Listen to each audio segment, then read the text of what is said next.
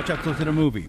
The Kids Are All Right is a 2010 comedy about an unconventional family, and not to be confused with the 1979 documentary about the rock band The Who, which has a different spelling in its title anyway.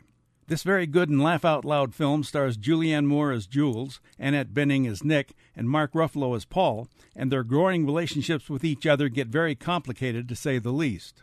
You see, Jules and Nic are lesbians who have been happy together for a very long time. In fact, more than 18 years ago, they decided to have a family, and they bought sperm from a sperm bank, with which one of them conceived and gave birth to a daughter, and the other gave birth to a son, both from the same sperm donor. Nic is a doctor and is the more, shall we say, organized one in the family, and she keeps pressuring the daughter, Joni, who's 18 and recently finished high school, to write her thank you notes. Jules is the free spirit in the family, has recently started her own landscape design business, and as Nic tells her, if it was up to you, our kids wouldn't even write thank you notes.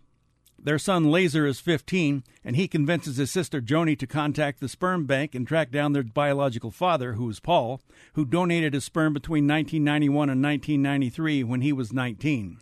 Paul has an organic co-op farm and a restaurant, and he agrees to meet with Joni and Laser. Afterwards, Joni tells Laser that she thinks that Paul is weird just because he donated sperm, but as Paul later explains, he donated sperm because he thought it would be more fun than donating blood. The kids tell their moms about meeting Paul, and Nic insists that they aren't to see him again until she and Jules meet him. Paul is invited to dinner at their house so that they can all become acquainted. The women recognize their kids' facial expressions and Paul's own expressions.